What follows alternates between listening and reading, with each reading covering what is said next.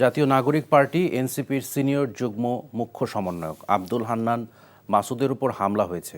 সোমবার রাতে নোয়াখালীর হাতিয়ার জাহাজমারা এলাকায় বিএনপি নেতাকর্মীরা এই হামলা করেছেন বলে আব্দুল হান্নান মাসুদের ভেরিফাইড ফেসবুক পেজে দাবি করা হয়েছে। এই হামলার সময় এনসিপি ও বিএনপির দুই গ্রুপের অন্তত 15 জন আহত হয়েছে বলে জানান স্থানীয়রা। পরে হান্নান মাসুদের মিছিলে হামলার প্রতিবাদে রাতে জেলা শহরের প্রধান সড়কে বিক্ষোভ মিছিল করেছে বিক্ষুব্ধ কর্মীরা।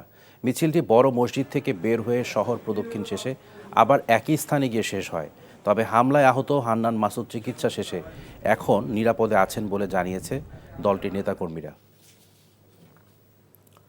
এদিকে নোয়াখালীর হাতিয়ায় এনসিপির নেতা আব্দুল হান্নান মাসুদের উপর হামলার প্রতিবাদে রাজধানীতে বিক্ষোভ মিছিল করেছে জাতীয় নাগরিক পার্টি। সোমবার রাতে বাংলা মোটর রূপায়ণ টাওয়ারের সামনে থেকে শুরু হয়ে মিছিলটি শাহবাগ ঘুরে আবার বাংলা মোটর এসে শেষ হয়। এ সময় তারা চাঁদাবাজের ঠিকানা, এই বাংলায় হবে না, মাসুদের উপর হামলা কেন, প্রশাসন জবাব চাই সহ একাধিক স্লোগান দেন। বিক্ষোভকারীরা অভিযোগ করেন হত্যার উদ্দেশ্যে স্থানীয় বিএনপি নেতাকর্মীরা হান্নান মাসুদের উপর হামলা করেছে। এনসিপির নেতারা এ ঘটনায় জড়িতদের দ্রুত গ্রেপ্তার ও তাদেরকে বিএনপি থেকে বহিষ্কারের দাবি জানান। এই ঈদে জামা জুতো অ্যাক্সেসরিজের ডিসকাউন্ট।